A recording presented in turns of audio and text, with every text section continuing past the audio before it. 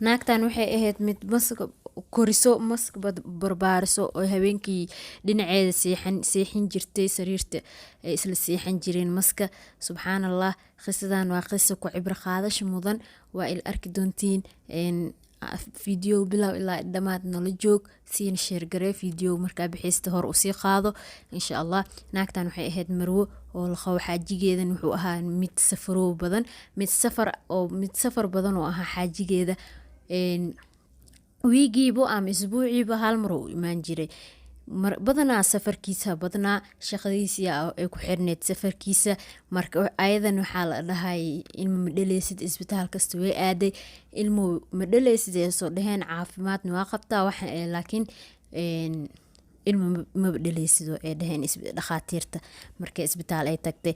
kadib marka gabadhan way cidlootay, waxay guda gashay inay barbaariso xayawaanaadka sida nyaanyuuray guriga keensatay. nyaanyuur kaleentay usii dhashay. nyaanyuur kale markii usii dhashay ninkan oo markuu imaado safarka imaado wuxuu arkay nyaanyuur guri joog. wuxuu yiri maxay tahay nyaanyuurtan guriga aad keensatay? marka waxay dhahday aniga kaligeeyan ahay, nyaanyuurtan caruurteeda camalan ka dhigtay, waan barbaariyaa, waan kursanaa dhahday. habeenkii dhinaceeda seexisan jirtay nyaanyuurta, habeenkii way la seexin jirtay. markay badar cuneyso weele ayadan weer ugu guri jirtay. marka caruurta ayad ay dhashay camal ka dhigi jirtay nyaanyuur ama bisadadaa bisad u yaqaano. marka bisadaas waxay sameysay, wuxuu yiri aniga ma jeceliyo yiri ilaan bisadi way sii dhadhalay moogtahay, way sii dhalaysaa way bateen. marka wuxuu dhahay aniga ma barabiyo yiri bisadahaanito oo guri ii dhex joogaan. marka waxaa kaa codsanaa haddaa guri markaan kusoo laabto safarka aan kasoo laabto inaysa joogin aan rajeynaa uu yiri iga bixi hay bay dhahday. marka yaanyuuradii way iska bixisay ama bisadihiisa u taqaanin hadba way iska bixisay. marka waxay keensatay haddana markuu imaaday wuu yaaway. wuxuu yiri adigu ma xanuunsan tahay oo yiri ma xanuunsan tahay sidaan ma caafimaad ma ku qabtide? nyaanyuura iga bixi ku dhahay macdaalik wax ma ii keentay haddana oo xaaraam ma ii keentay yiri adoo nyaanyuur aan kaa diiday. wuxuu dhahay had eegaani isla markii guriga wuu ka laabtay asigoo safarka soo galay haddana wuu noqday. wuxuu dhahay eegaan adigoon iga bixinin aniga guriga ma kusoo laabanayay waan baxaa uu yiri, waxaan rajeynaa inaa eegaaneed iga bixisid. marka wuu asigoo xanaaqay oo wuu ka tagay gurigii wuu baxay. eegii iska bixisay way wacday, waxay dhahday eegii waa bixiyey iga raali noqo mar damban xayawaami uu arkaysid man keenay ay soo laawo hay buu yiri. wuu soo laabtay gurigii soo laabtay. marka xoogaa marka uu joogay haddana safarkii u laabtay. haddana gabadhan cidladii sii dareentay, haddana way baxday. waxay ku fikirtay talo xayawaan oo asigan arkeenin oo aad barbaarsatid intay ka keeneen. marka maska ay ku fikirtay inay keensato masay keensato gurigii. maska markay keentay habeen sanduuqay u sameysay. asiga markuu imaanayo sariirta hoostiisa ay dhex gelinaysaa, sanduuqay gelinaysaa, kadib sanduuqin sariirta hoostiisa sii gelinaysaa markuu asiga imaado.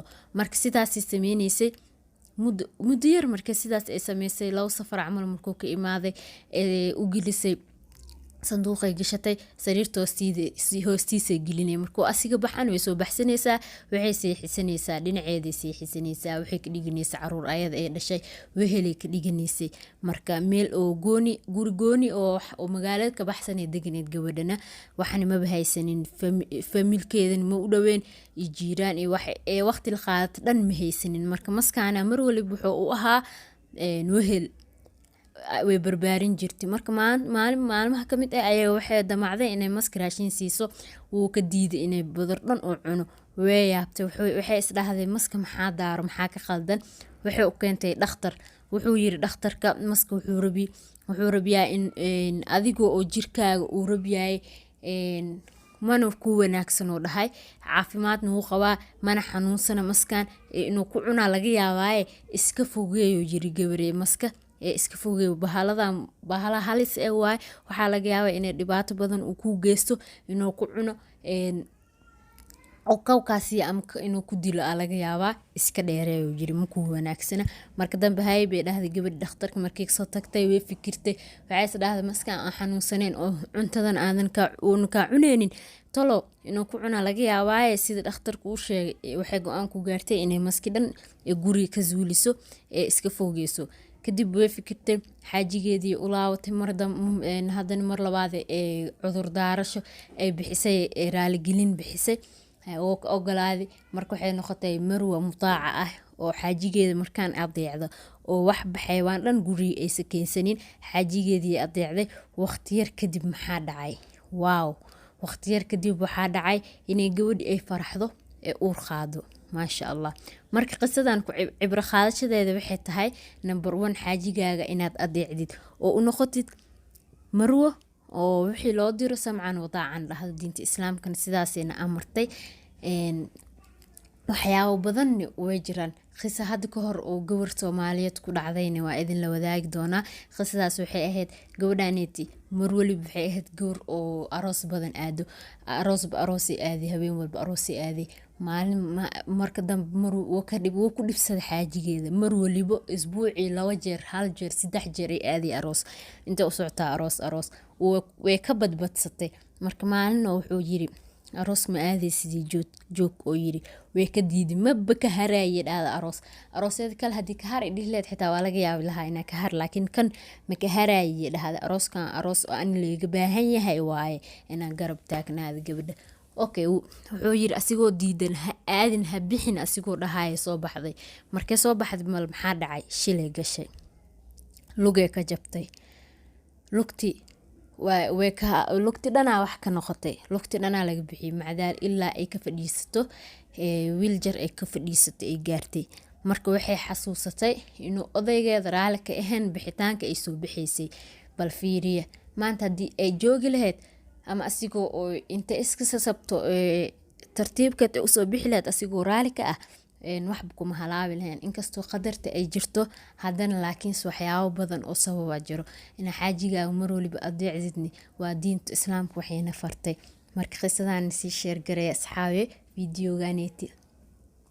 waxaan rajeynaa inuu meel fog u gaaro oo gabdhaha Soomaaliyeed oo madax adag oo xaajigoodi ku madax adag in ay adeecaan wax waliba uu yiraahdo oo aan dambi aan soo gaareenin oo diinta islaamka aan raali ka ahayn in u sameyso waaye wax waliba oo ninkeeda samee dhaho ama uu ka diido inay ka joogto. wuxuu ha sameenin dhaho inaysa sameenin aa wanaagsan. marka waxay ogaatay gabadhan maska xanaaneynaysa inuu xaajigeeda uu jecel yahay. mar waliba wuxuu dhihi jiray xayawaanada dhiba ku geysanayaan ma ku wanaagsana ma fiicna oo dhah jiray. markaas hadalkiisa soo xasuusatay. markay asiga ay adeecday fiiri waxay raadinaysay ilmo awlaad. intay asiga oo hadalkiis dhan ay jibinaysay wax awlaad uurkiis maysa qaadinin. laakiin maalintay adeecday ayaa waxay noqotay qof xaamilo ah. maasha Allah.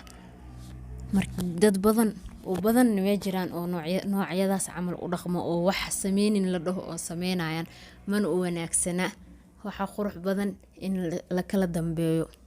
asigan dabcan waa inaa hadalkaaga uu maqlaa maahan asiga kaligaa inaa adeecdid oo kaligaa inaa hadalkiis maqshid. asigan waa inuu respect ku siiyaa oo markaa wax dhahdid waxaa ma jecli ama ha sameenin inuu asigan ka haro sida as u adeecaysid inuu asigan ku adeeco waaye. marka marba haddii adiga adeecaysid asiga maba kaa soo horjeesanayo. badanaa waxa madax adag waa dumarka sidooda banaanba. dumarka waxaa lahaa iyo dhagaxa yaa madax maskaxda dumarka iyo dhagax yaa adagaa lahay. waxaa adag madaxa dumarka. hadda ka hor sheekh ka maqlay sheekh Abu Dalxa maasha Allah. marka videogan si share gareeya asxaabe meel badan ha gaaro. like ni hore haloo sii saaro insha Allah. hadday ugu cusub tahay subscribe ka ilaabin. في أمان الله. السلام عليكم ورحمة الله وبركاته.